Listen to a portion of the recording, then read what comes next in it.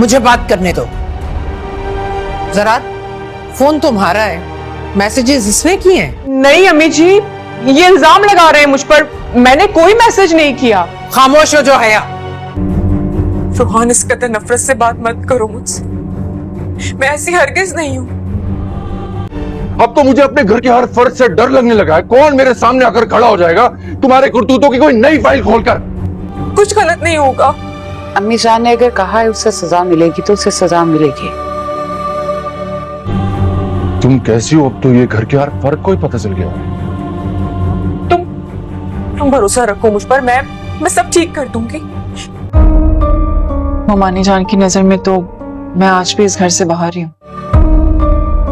इरम को तो घर से निकाला गया था सजा के तौर पे, तो क्या हया को नहीं निकालेंगे? इरम को तो घर से निकाला गया था सजा के तौर पे, तो क्या हया को नहीं निकालेंगे? हया अगर इस घर में रही तो मुझे डर है कि कहीं वो मजीद नुकसान ना पहुंचाए। साइमा और जरार एक दूसरे के सामने खड़े हो गए।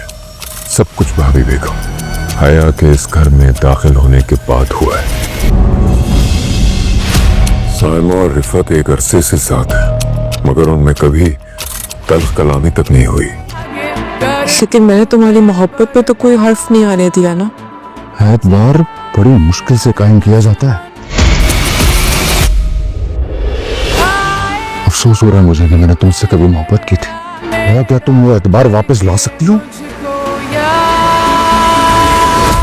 एक के बाद एक हया के सारे करतूत सबके सामने आ रहे हैं। अभी एक मामला थमा था ही नहीं और ना ही उसके बारे में मस्तूर बारी कोई फ़ैसला कर पाई कि दूसरा कारनामा हया का सामने आ गया। इस बार जो है ज़रार अम्मी जान के पास जाएगा और उनसे इंसाफ तलब करेगा और कहेगा कि हया ने मेरे साथ और साइमा के साथ बहुत ज़्यादती की। हमारे बीच में जो भी मिसअंडरस्टैंडिंग थी, जो भी इख्तिलाफ़ात थे, जो कुछ भी हुआ, यहाँ तक कि तलाक तक बात पहुँच गई। मेरी बीवी को बांझ कहा गया, उसको बेऔलादी के ताने दिए गए और इस सब की ज़िम्मेदार भी हया है। तो जब मस्तूर बारी कहेंगी कि ये कैसे हो सकता है, इस सब बातों की हया कैसे ज़िम्मेदार हो सकती है? हया पर एक जुर्म अभी साबित नहीं हुआ कि तुम उस पर दूसरा इल्ज़ाम लगाने आ गए हो। तो यहाँ पर ज़रार जो है अपना मोबाइल फ़ोन निकाल कर मस्तूर बारी के सामने रखेगा और कहेगा कि ये देखें कि कौन सा मैसेज है जो साइमा को किया गया है, क्या मैं कभी ऐसा मैसेज कर सकता हूँ? तो यहाँ पर हया अपनी सफाई देते हुए कहेगी कि मुझ पर इल्ज़ाम लगाया जा रहा है, लेकिन ज़रार अम्मी जान से यही कहेगा कि ये इल्ज़ाम नहीं बल्कि हकीकत है। हया ने मेरे मोबाइल से साइमा को इतना तल्ख मैसेज किया कि जिसके रिएक्शन में साइमा ने मुझे भी इतना तल्ख मैसेज किया, जिसकी वजह से हमारे बीच में मिसअंडरस्टैंडिंग पैदा हुई और बात यहाँ तक पहुँच गई कि साइमा ने अपना सामान घर से मंगवाने का सोच लिया और तलाक लेने का सोच लिया। तो जब अम्मी जान ज़रार से पूछेंगी कि मोबाइल तुम्हारा है और मैसेज हया भला कैसे कर सकती है, तो ज़रार कहेगा कि इस बात का सबूत भी मैं आपको दे दूंगा, क्योंकि जिन दिनों साइमा इस घर में नहीं थी तो मेरे इर्द गिर्द ज़्यादातर हया ही मंडराती थी और मेरी बहन बनी फिरती थी। लेकिन मुझे नहीं था पता कि जो मेरी बहन बनने का दावा कर रही है वो ही मेरी पीठ में छुरा भोंपेगी। तो यहाँ पर हया जो है यही कहेगी कि मैंने ये मैसेज नहीं किया। तो अब देखते हैं कि ये मैसेज वाली बात हया के ऊपर कैसे साबित की जाएगी।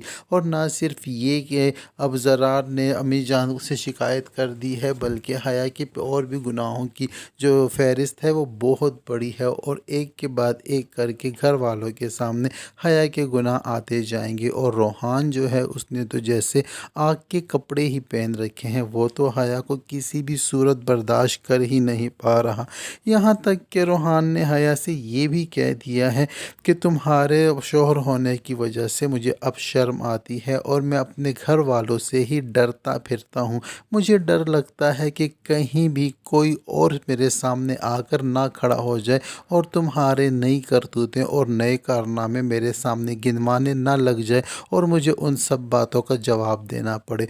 तो हया यहाँ पर रोहान को कहती है कि कुछ भी नहीं है, बस तुम मेरा भरोसा करो, एतबार करो, मैं सब कुछ ठीक कर दूंगी। तो रोहान यहाँ पर हया को जवाब देते हुए ये कहेगा कि एतबार ही तो नहीं कर पा रहा मैं तुम पर। मैं पहले तुम पर एतबार करके बहुत बड़ा धोखा खा चुका हूँ। तुमने मेरा एतबार तोड़ा है, तुमने मुझे धोखा दिया है, तुमने मेरे साथ झूठ बोला है, जबकि मैं तुमसे पहले ही ये बात साफ कर चुका हूँ कि मुझसे झूठ बर्दाश्त नहीं होता। और तुमने तो इतना बड़ा धोखा मेरे साथ किया है कि मैं तो शर्म के मारे किसी से आंख तक नहीं मिला पा रहा।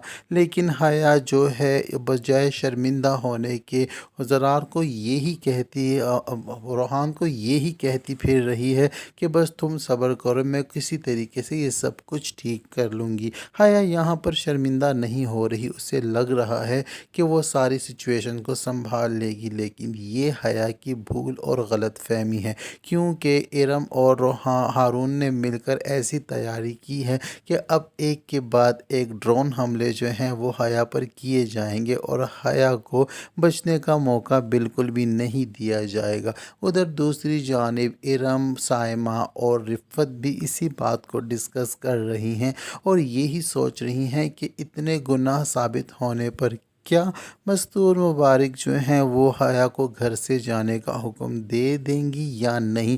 तो यहाँ पर साइमा कहेगी कि इरम को तो उन्होंने बहुत जल्दी इस घर से जाने का कह दिया था, तो क्या अब हया को भी इस घर से निकाला जाएगा। तो यहाँ पर इरम कहेगी कि मैं तो अब भी अम्मी जान की नज़रों में जो हूँ इस घर से बाहर ही हूँ, लेकिन अब देखते हैं कि हया को वो कौन सी सज़ा सुनाती हैं। तो रिफ़त जो है इन दोनों को तसल्ली देते हुए कहती हैं कि तुम दोनों फिक्र ना करो कि जब अम्मी जान ने ये बात कह दी है कि हया को इसके जुर्मों की सज़ा मिलेगी, तो ये बात कंफर्म है कि उससे कोई ना कोई कड़ी सज़ा ही मिलेगी।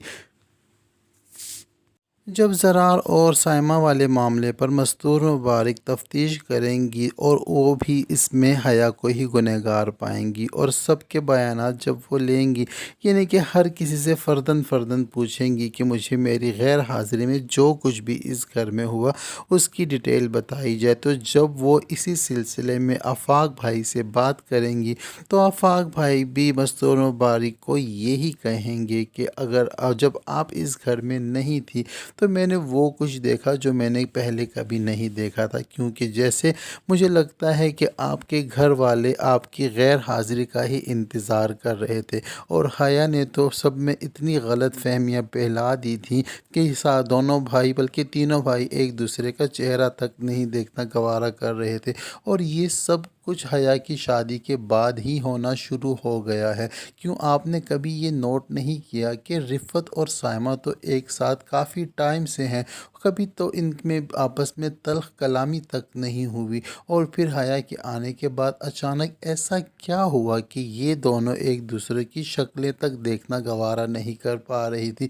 यहाँ तक कि रिफ़त ने तो साइमा पर हाथ तक उठा लिया और साइमा भी घर छोड़कर चली गई। सिर्फ ये बात यहाँ पर ही ख़त्म नहीं हो रही, यहाँ तक कि आफाक और रोहान भी एक दूसरे के सामने खड़े हो गए थे और लड़ने के लिए तैयार थे। तो अम्मी जान को भी इस बात की अब समझ आने लग गई है कि जो आफाक भाई कह रहे हैं उसमें भी कुछ थोड़ी बहुत क्या बल्कि ज़्यादातर सदाकत है, क्योंकि घर का माहौल तो पहले बहुत अच्छा था, सुकून था, सब आपस में प्यार मोहब्बत से रहते थे, लेकिन अब है कि घर के झगड़े और मसले ख़त्म होने का नाम ही नहीं ले रहे। जब एक एक करके सारे केस सुलझाए जाएंगे और हया की सारी गलतियां सामने आती जाएंगी, तो आखिर में जो है इरम वो भी अपना केस मस्तूर मुबारक के सामने पेश करेगी और उनसे इंसाफ तलब करेगी। तो जब इरम का केस सामने आएगा तो यहाँ पर मस्तूर मुबारक ख़ुद को ही कसूरवार समझेंगी और पाएंगी और उनको लगेगा कि उन्होंने इरम के बारे में गलत फ़ैसला किया।